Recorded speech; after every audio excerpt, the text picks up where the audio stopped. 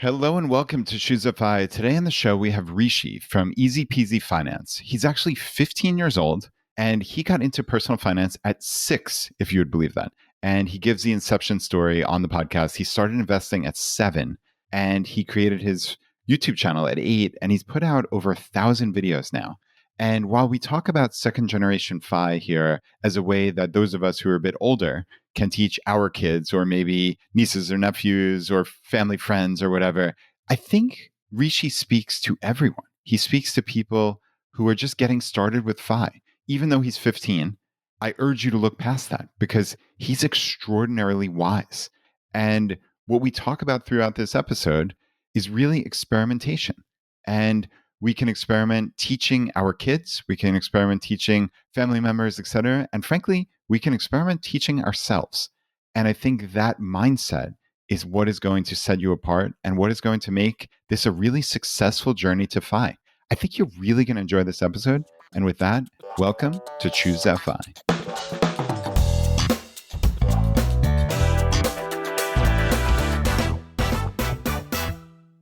Rishi, welcome to Choose FI. I've been looking forward to this for a while. This should be fun. Yeah, definitely. Thank you so much for having me, Brad.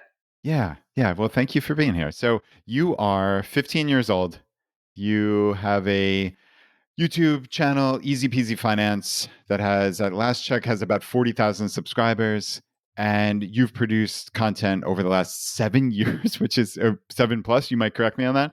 It's extraordinary. You've produced over 1,000 videos. And we talk here at Choosify about second generation FI because, obviously many of us are a bit older than you. And it's how do we teach financial independence to the next generation? Whoever that next generation is, whether they're teenagers, people getting started in their early 20s with jobs, but how do we get this to sink in? Because a lot of us didn't get this education when we were growing up, and we want to pass it on. So I think you are the perfect ambassador to help teach that next generation. So why don't we start with your money story? Because I know it started really, really early. This wasn't like, hey, I just happened upon this at 15. Tell me the inception story.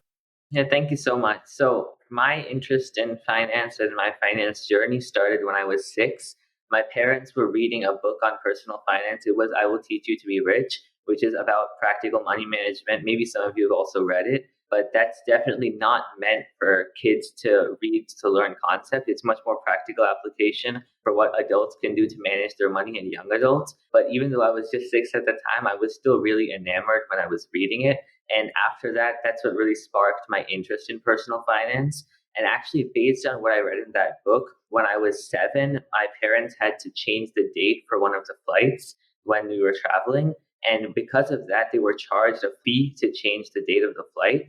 But based on something I read in the book, I learned that when you're using a credit card to book the flight, you can actually waive the fee through the credit card. And so I started nagging my parents for a few weeks. Like during the entire trip, I was telling them, you have to use your credit card. You have to get the money back.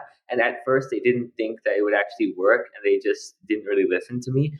But I kept on nagging them about this. And eventually, once we got back, they decided to try it and called the credit card company. And it actually worked. And they actually did get the fee back from the credit card company. And that was a really big win for me because I was just 7 at the time. But that showed me how finance isn't just theories or what you can do. It's actually very practical. And that was a really proud moment for me because I was so young. Just a year ago, I started getting interested in money and I was already seeing how beneficial it could be into life. And I was already seeing how beneficial it could be to have money knowledge. And that's what really helped me continue on my journey. So since then, I got more interested and I learned more. And also when I was 7, I started investing through my dad's brokerage account. And when I started, I was investing in individual stocks because that's kind of the first thing I learned about. And I thought that was best. But of course, as I continued to improve my finance knowledge and to learn more, I switched to investing in index funds soon after. But when I was 7, that's when I started investing. And over time, as I saw that my interest in finance was growing, I also realized that there was a real lack of resources for teaching personal finance, especially for kids and beginners. And at that time, especially after saving my parents so much money on the flight cancellation, I was really interested and really invested in learning more about finance. but I thought that especially other kids and beginners might not be. And the resources that were available were mostly geared to adults. So they weren't really interesting. They could use complex language and they weren't really made for beginners to learn. And considering at that time I was interested for over 2 years, I decided with my parents that I wanted to share my passion for finance. And I thought the best way to do that would be to create a personal finance resource that helped break down the concepts and make it simple and easy for especially kids and beginners to understand. And that's really what informed a lot of my decisions, which was also a challenge when I was starting, but where I wanted to make sure the videos were especially meant for kids to be able to use and to learn from. So at that time, I had the videos animated and in a question and answer format, which really helped make it more engaging and also made it easier for the kids to understand what the content was. And I also added lots of visuals and interesting graphics to it to help kids grasp the concepts. And in addition to doing that, I made sure to keep the video short, which was mostly 2 to 3 minutes long, because kids have shorter attention spans. And that way they're not so bored that they don't learn half the concept. So I really worked on breaking down the concepts in simple language and doing all of that to focus on kids and beginners, especially when I was first starting, when I was 8 years old. And Yeah. since then, I've continued publishing at least one video every week, no matter what happens, since I feel like consistency is very important, both in general and in FI, and to me with creating my financial literacy resource. And over time, I've definitely learned and grown a lot. And now I also make more practical money management videos, which are more about things that young adults and teenagers can do. And since I felt like I've covered most of the important concepts, so now it's things like how teenagers can earn money online or psychological tricks that your brain is playing on you that stop you from earning money, or how Gen Z people can invest, things like that that are more practical money focused. But I still continue with the ideas that I was using earlier with the animated videos by not using complex language, keeping everything concise, using visuals, things like that to make the videos still engaging, and to continue my mission of spreading financial literacy for kids and beginners. Nice. Yeah, I love it. I'm actually on your YouTube channel right now, and I went to the popular and sorted by popular. And yeah, the first six or so videos have about 200,000 views each, up to 600,000. And yeah, they're these short little videos. It's literally the most popular one. What is a bank account? A simple explanation for kids and beginners. It's a minute and 43 seconds. And yeah, I mean that's just brilliant. What is a debit card? What is a credit card? These are such important little nuggets that you can pass along in a minute or two. And yeah, I like that's how you started. But it's interesting to see how you've evolved, frankly, as you've grown up also, Yeah. right? Like this made sense. And of course, once the content is out there and you're a little bit beyond that, I'm curious how you go about learning. So you just talked about the psychological concepts. You talked about much more in-depth personal finance as opposed to just simply what is a bank account, what's a debit card, what's a credit card. I'm curious, what are your sources? So it started with Ramit Sethi at 6 years old, which is incredible. And I do want to come back to that. But where do you go for information? Where do you personally go for personal finance info? So for personal finance info, since I first got interested, I've read a lot of personal finance related magazines and books. And one of the first books that I read after I Will Teach You to Be Rich was Blue Chip Kids, which I also think was really important in getting me interested. But since then till now, I also read personal finance magazines like Kiplinger, Fortune, Forbes, things like that, which help me keep in touch with what's happening now with money, any new developments, and also to learn other concepts or new information that can help me. And one other thing that I'm doing is pursuing certified financial planner certification. I've already completed the coursework and earned a certificate in financial planning through NYU. And one important reason I did that was to broaden the scope of my knowledge so I can create more diverse videos. And like you were saying, as I'm growing up, I also want to create different types of videos that can reach a wider audience and cover new topics. And a lot of the more advanced concepts or more practical concepts, I feel like through my work towards CFP certification, I've learned a lot about that in these more advanced topics like retirement planning, tax planning, estate planning, different types of accounts, things like that. I've been able to gain a much broader understanding, especially related to the practical money management. And that's been a really significant source of my learning as well, in addition to these other resources. Yeah, that's wonderful, and that's extraordinary that you're 15 years old and going for your CFP. That is worthy of its own 20-minute segment here. But you actually answered a better question than I asked, frankly, which was, what were the beginning sources of knowledge? So you said Blue Chip Kids, which is one I've never heard of before. So you started with I Will Teach You to Be Rich by Ramit Sethi, which is an incredibly popular book. I don't know necessarily that a ton of other 6 to 8 year olds are going to gravitate towards that, but they might, frankly. A friend of mine named Rob Phelan, who's a great friend of the show, has a book called M is for Money, which is another one that I recommend. Do you have other sources? Because, yeah, like I said, you answered a better question, which is, what sources of info do you think really work for other kids, let's say from when you started 6 up to teenage years? Yeah, I'd say, especially compared to when I started, there's definitely more resources now.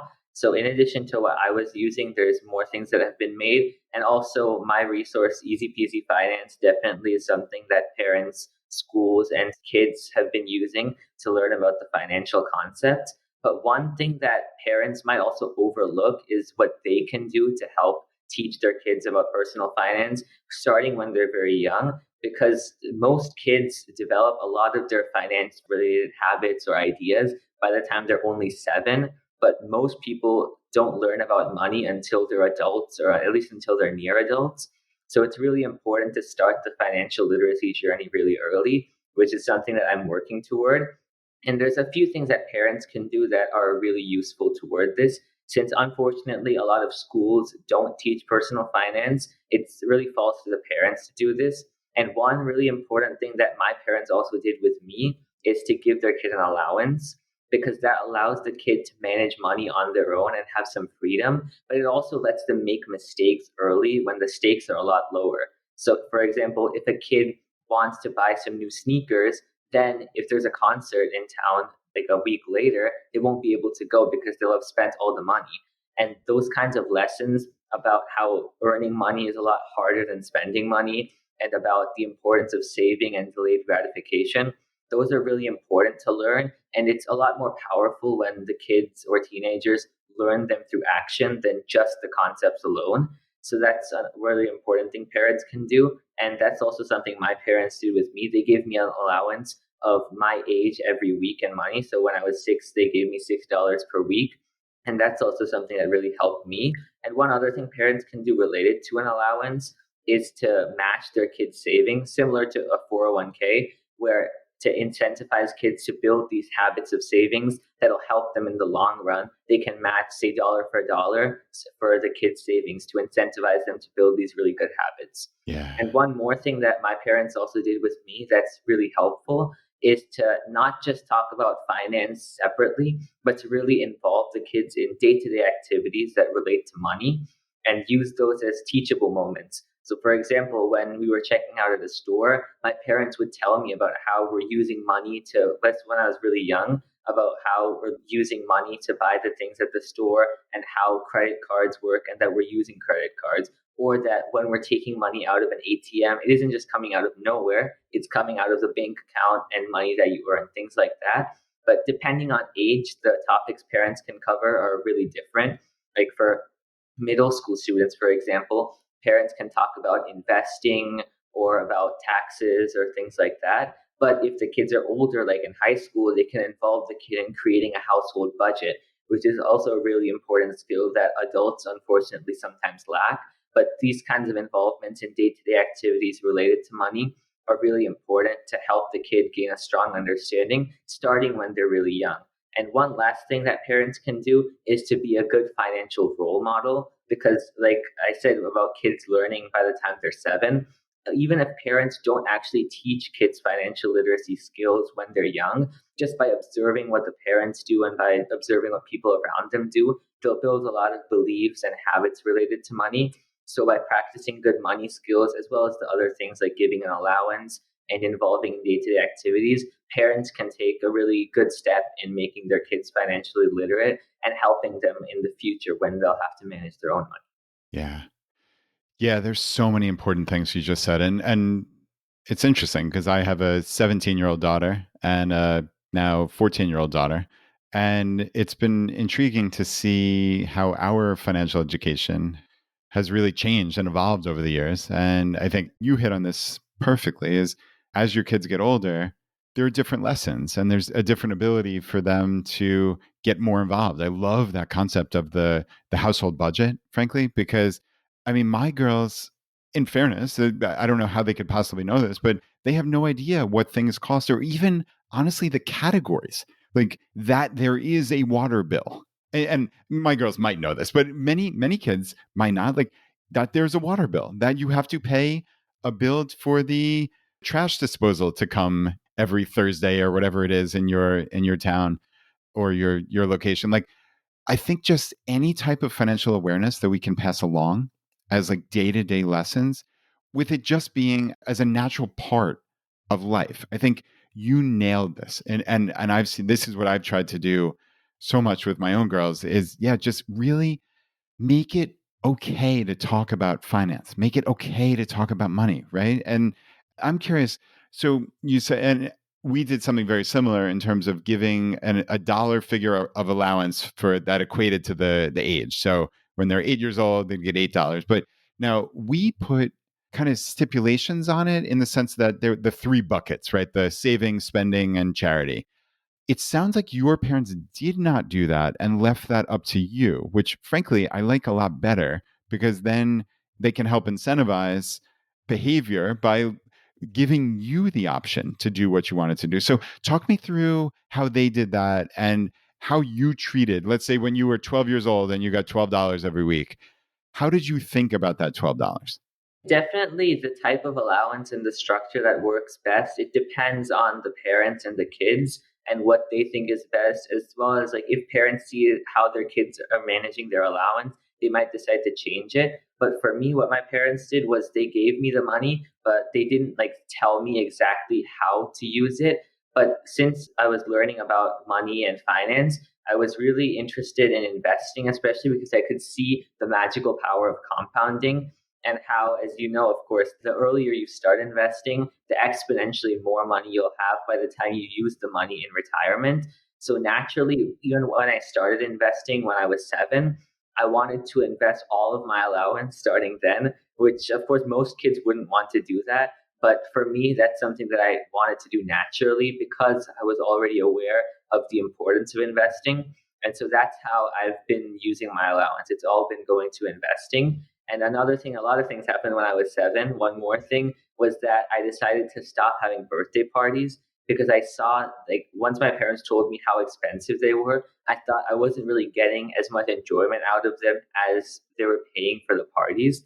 So I told them to, instead of paying for parties, to just stop those and use half of the money to buy gifts for me that I would really enjoy a lot more than just one day of celebration, and to actually invest the other half of the money into my investment account for my retirement.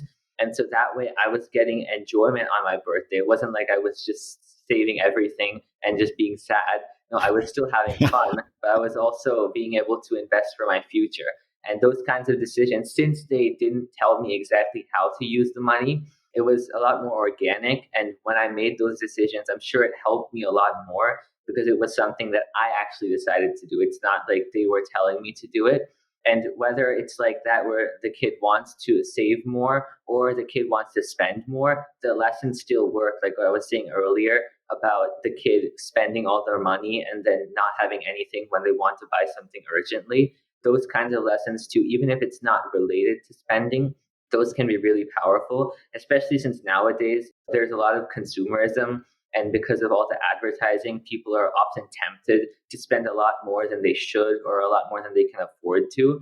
So being able to have strong skills for knowing the difference between needs and wants and being able to make a budget, like you said, that's a really crucial skill that's important for people that are starting to manage their own money. Those kinds of skills can be built up when the kid's pretty young through their teenage years. So then when they actually have to manage their own money, they'll be a lot more prepared financially through an allowance.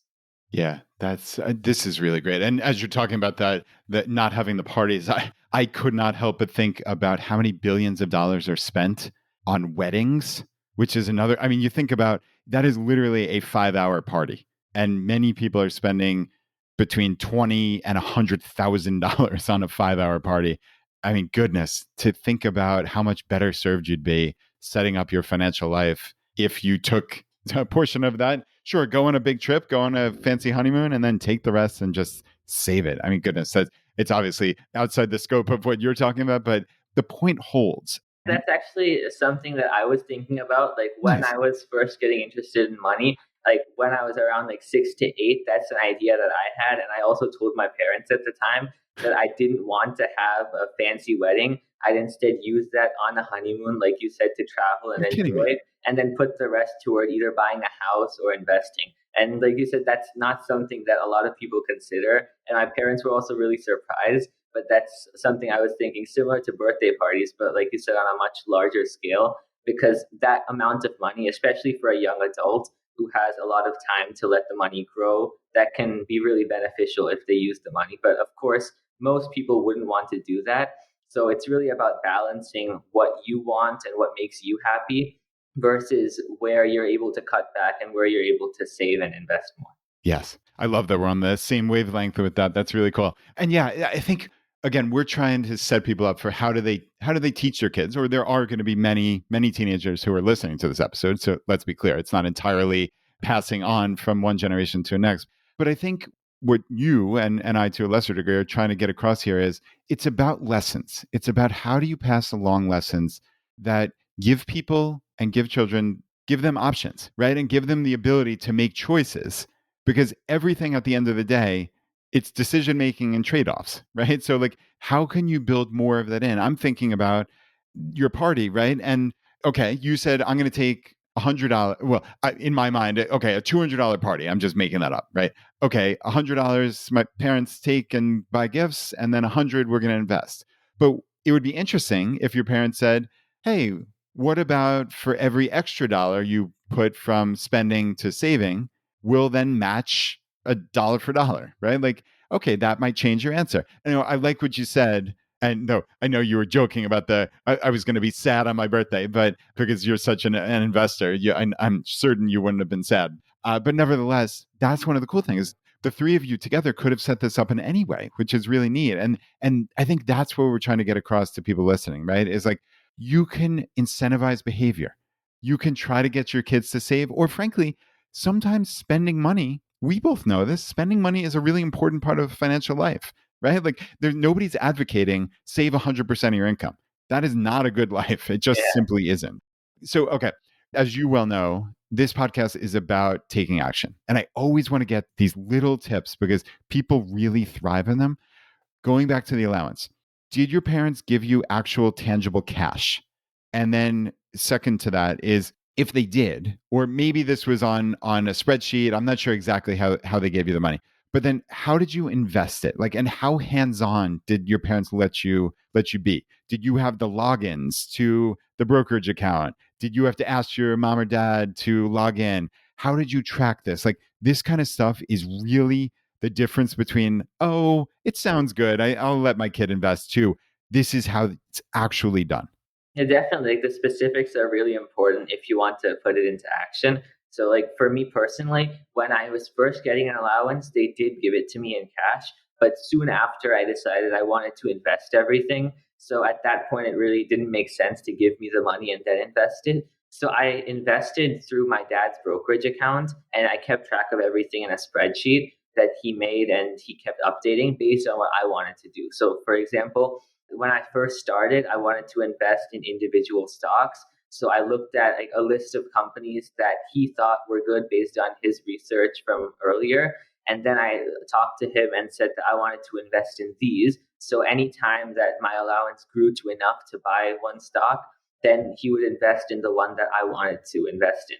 But then it's not like I had the brokerage account login or anything like that. But like every month, I would talk to my dad about what I wanted to do, and then he would implement that. But then soon after, I learned that index funds are a much better way to invest, especially for people like me or other young people where you have a lot of time on your side.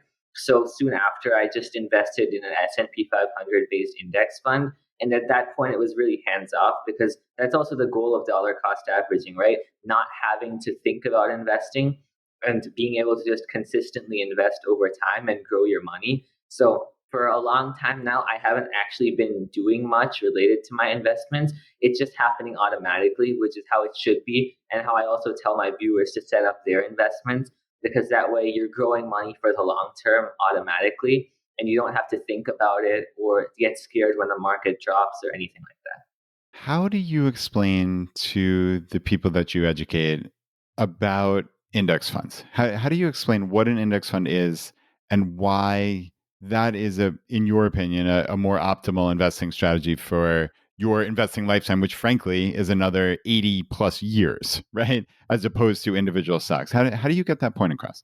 Definitely, individual stocks are something that most beginners would probably gravitate towards, like I did, because they're a lot more exciting and you can actually understand what they are really quickly because they're like companies that you see all the time, like household names. But the thing is, it's index funds. It's basically a basket of all the, if it's a broad based index fund, it's a basket of all the biggest companies. For example, the S&P 500 is the 500 biggest US companies, and it's meant to represent a certain market. So when I explain it, I say that instead of trying to choose one or two winning stocks, which even the pros more often than not fail to do and end up losing money, instead of trying to choose a few winning stocks out of the entire market, why not just invest in the whole market? Because that way, you're over the long term, you're guaranteed to earn money at around 10 or 11% per year. And instead of having to constantly worry about what to invest in, when to buy or sell, day trading, things like that, you're just invested and you're guaranteed to make money. So that's one thing where it saves a lot of time and energy thinking about where to invest and also worrying about if you made the right investment, when to buy and sell, things like that. Yeah. And also, if you have to make a portfolio from scratch using individual stocks, you need to think a lot harder about what sectors to invest in, different market caps to invest in, also different regions, things like that. But if you're investing in a total market index fund or even an S&P 500 based index fund, then you don't have to worry about diversification at all. At least when you're young and you still have a long time until your retirement, you can just invest everything or close to everything into index funds and not have to worry about that at all, and just know that your money is going to be working for you and continuing to grow. And another thing that's especially important now is that a lot of people think you need a lot of money to start investing, but it couldn't be further from the truth because it's not timing the market, it's time in the market that matters most. So the earlier you start, you'll have a lot more money than if you start later. So one example I also use in some of my videos is that if you start investing at 20, just $150 a month, by the time you retire at around 65, you'll have $2 million. But if you start investing later, even at just 40, you'll have only around a tenth of that money because you waited until you have more money to start investing, or you waited until you learned more. These kinds of things that people think they need, but of course they don't actually need to be experts. The most important thing is to just start early. And one thing that's great with index funds is that you, especially now, you don't need a lot of money to start, especially with fractional shares and zero commission brokerages. Even if you just have $10 or $20 a month, you can start investing and you can get the ball rolling. And then once you're able to afford more, of course, you should increase your investing. But that way you can start really early and with a smaller amount, and you can begin your investing journey, which can be the hardest step, especially for beginners. But it's also the most important if you want to start growing your money and building a nest egg for retirement or some other goal. I totally agree. And yeah, the power of compounding is just absolutely enormous. And this truly is the golden age of investing. It has never been easier or cheaper to invest, right? We don't advocate any particular platform, but we usually mention Fidelity, Vanguard, and Schwab as three very reputable places that are very easy to start investing. And yeah, I mean, in this day and age, with expense ratios being minuscule on these S&P 500 or total stock market funds, usually 3 or 4 or 5/100ths of a percent, and there being no commissions or trading fees, you really can get started with those small sums that you talked about, which is awesome, right, Rishi? And I guess my question to you, and it's funny because I asked my daughters if they had any questions for you, and Molly wrote basically saying, what are the best tips to balance between saving money and spending money? Which I would add on to that, which is, how do you convince people that they want to save in the first place? I think a lot of people, a lot of children, a lot of adults, frankly, spend all their money because that's what it's fun to spend, right? Like that's what they want to do. But yet they're obviously, if you spend all of your money, you can never reach financial independence. You can never retire just by definition if you have a 0% savings rate, right? Or you have to like get lucky or somehow hope that Social Security can cover everything, right? But that's not a winning strategy. So I guess to my daughter's question, like, how do you balance saving and spending, and how do you talk to people about the importance of saving when it's so easy to spend? Definitely, especially nowadays, a lot of people focus on spending, which is natural. Like you said, it's fun to spend. People like buying things, and consumerism is really common. But I think it's really about finding the right balance between spending and saving. And one interesting story that my dad told me a few years ago, which really relates to this, is between a hedge fund manager and an author, where the hedge fund manager says that in just a day he earned more than the author's made in his entire career. But the author said that he has something that the hedge fund manager will never have, which is enough. And I think that's really important when thinking about saving and spending, because wealth is not necessarily about having more, but as needing less and being content with what you can have. So, like you said, people shouldn't think about it as just saving 100% of their income and then sometime in the future being able to have financial independence. Like, you can enjoy life right now, but also start working toward saving for the future and building a better future for yourself where you'll be able to enjoy a lot more because of the decisions you make today. And this also is really similar to what I was doing when I was younger. Like, when I was around 5, my parents tell me stories of how once I learned about Black Friday and how things often go on deep discounts, I wanted to not buy anything when it wasn't Black Friday. And of course, that's not practical, but I still try to buy everything on sale wherever possible and different things like that. And I also use the same backpack for many years. I've had this current one since the start of high school, and I'll keep it till I graduate because, of course, backpacks don't break after a year. You can keep using it.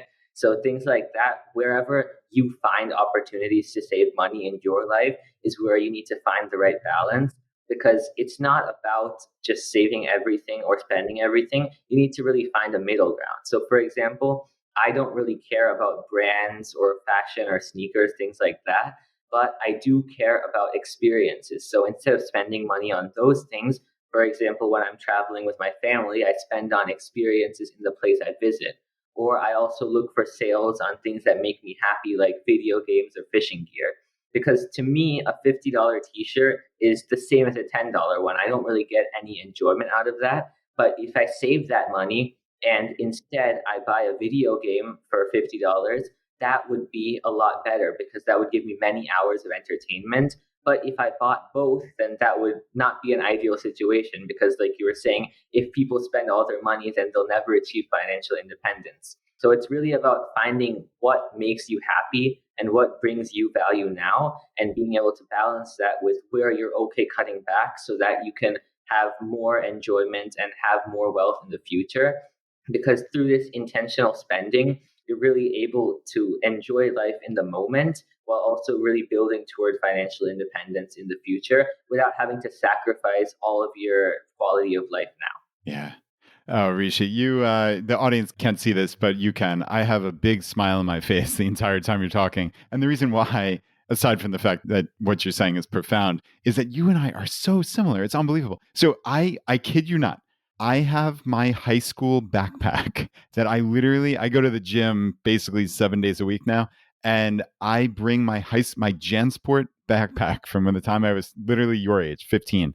I've had this for 30 years and Wow. it still holds up. It's a great bag. The zipper's starting to break, so I think I might have to finally get a new one. But that's the nice thing. And we have a phrase around here that was coined many, many years ago by a good friend of mine. He's a doctor named, his first name is Bo, and he's been on the show a number of times. And we call it being a valuist. Okay. So it's not being cheap, it's not being frugal or being a miser or all the negative connotations. It's buying what you value.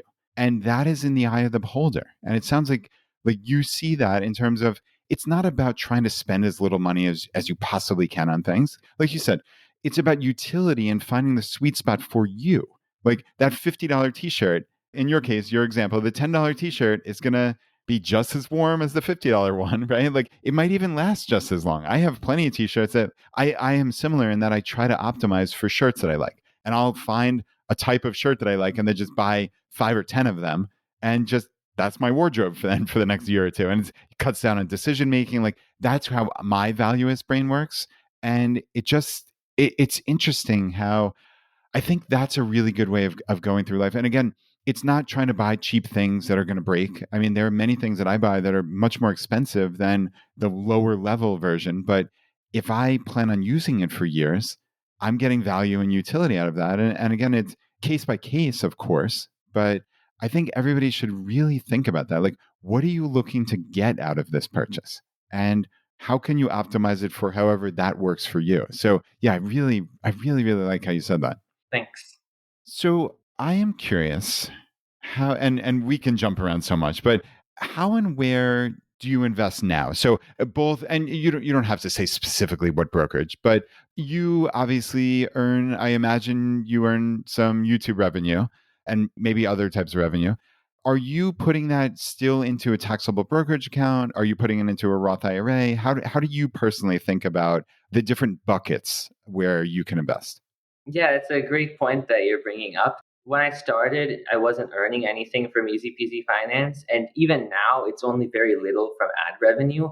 But because one of the most important things in investing, especially for retirement, is being mindful of tax advantages and how to best use them, I do invest the little earnings that I get from Easy Peasy Finance through a Roth IRA because that way, especially since my money has so long to grow, and I'm not earning so much that I'll have to pay a high tax rate now compared to in retirement, definitely. That way, I can make the most of what I'm getting by investing it for the long term through compounding, like with a traditional account, but also save a lot on taxes. And this is in addition to what I've been doing through my dad's brokerage account, which is taxable contributions of my allowance.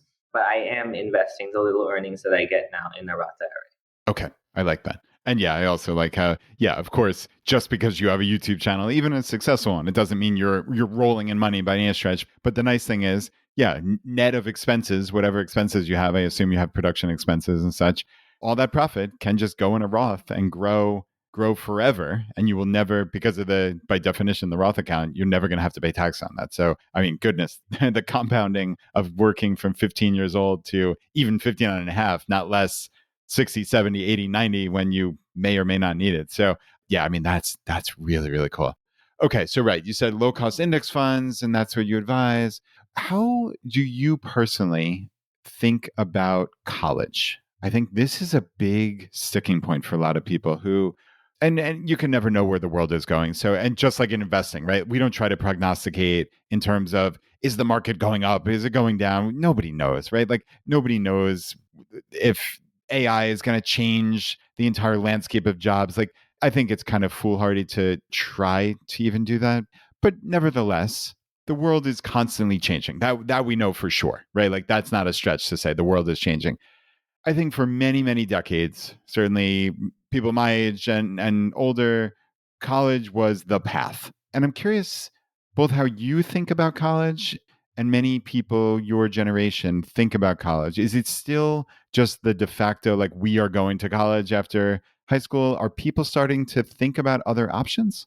I guess it really depends on the person. Like a lot of things in finance, it depends on what someone wants to do as their career. But of course, a lot of it is the cost of college, which is a really big, not problem, but it's a really important thing to plan for, Yeah. but both for parents and the student, because college is getting a lot more expensive way faster than other things because education inflation is really high. So the cost of college is definitely going up. But then on the other hand, there's also definitely value to a college education. Of course, it depends on the field you're going into, but college graduates can expect to earn significantly more over their life. But there's also other options like going to a trade school or things like that.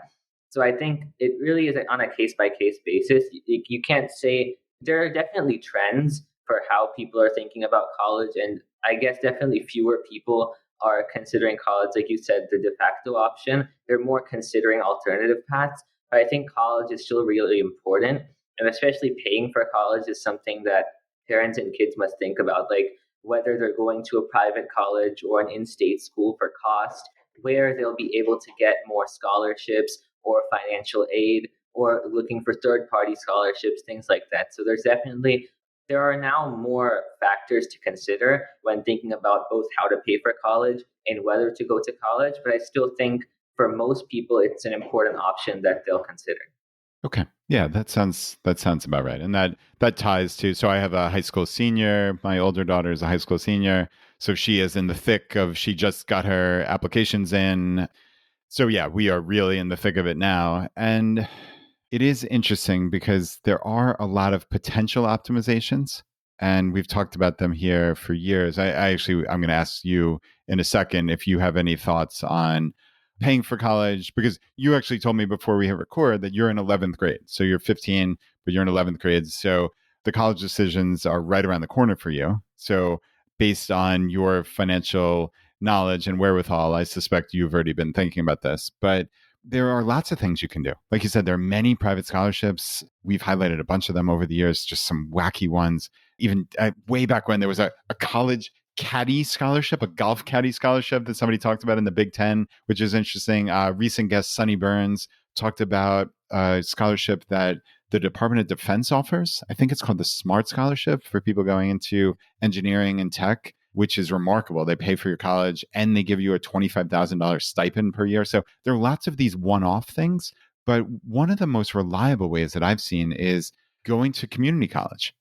It's in many states, well, you get an associate's degree in 2 years if you're diligent, and you get rid of a lot of the initial requirements that many four-year universities ask for, and you've paid a tiny, tiny fraction of the total cost of that private school or even public school. And I know here in the state of Virginia, people are probably tired of me saying this, but I suspect this exists in many states, Rishi, is here we have a guaranteed admissions program. So if you go to a community college here in Virginia and you get a 3.4 GPA, which is very doable for many people, and you take certain classes and et cetera, you follow all the stipulations of the contract, you are guaranteed admissions to any state university in the state of Virginia, which include two of the best colleges in America, the University of Virginia and the College of William and Mary, not to mention Virginia Tech and James Madison and a whole bunch of other amazing schools.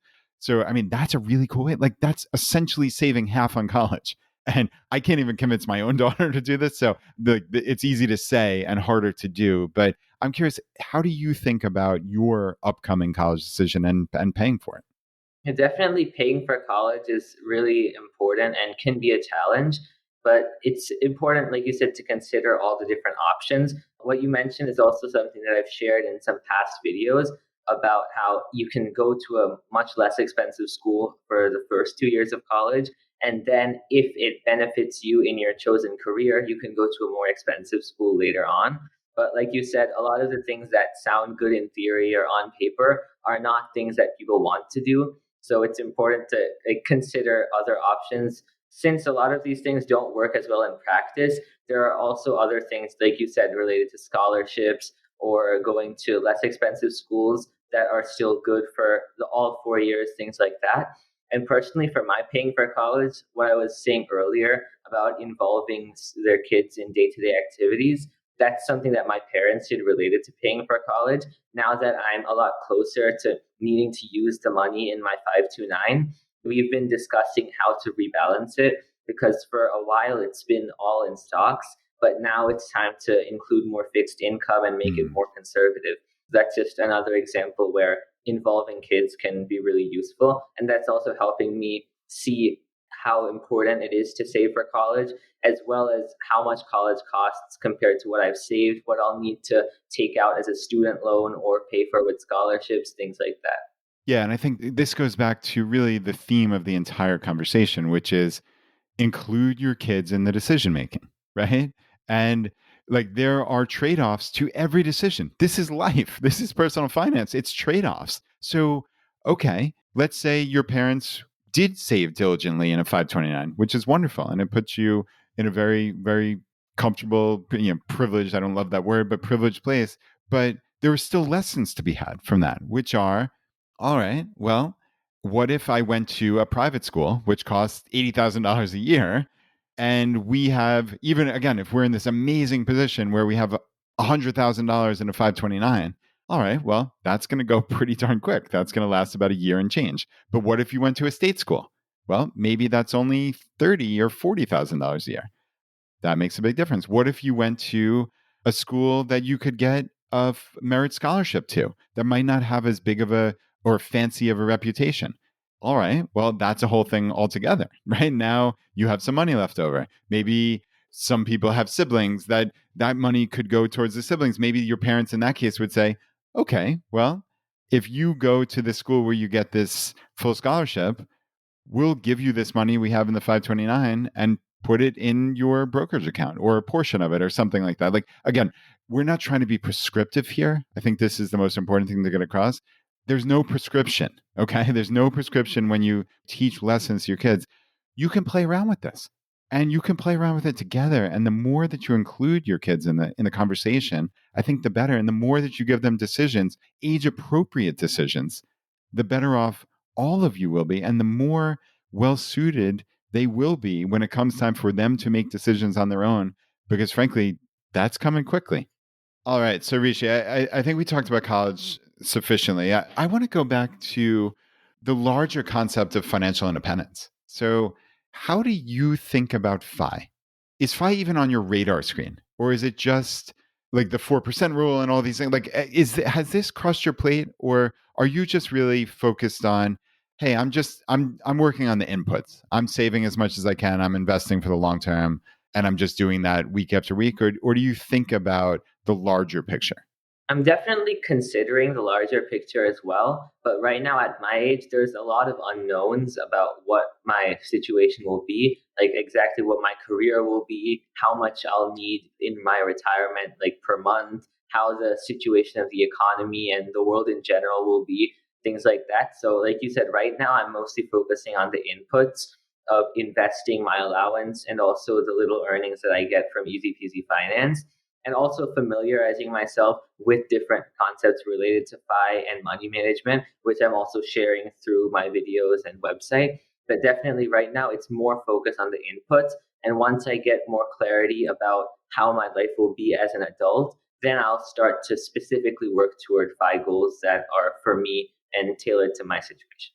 Okay. Yeah. And that makes perfect sense. And of course, yeah, there's no way you could have any sense of what your life costs, not less come up with a FI number, obviously. But it is just interesting that you're even just aware of the concept of FI and that there is some number, there's some endpoint. And that goes back to that quote you said about enough, right? I think that was Joseph Heller, the author of Catch 22. I remember it was Kurt Vonnegut and Joseph Heller, at least whether it's an apocryphal story or not. I think it was a real story, but and that is the thing. There is a point where you have enough, and I think this is one of the real fundamental underpinnings of FI is that most people don't have a sense that there's some endpoint, that it's based on what does their life cost. And then in essence, okay, my life costs $60,000 a year.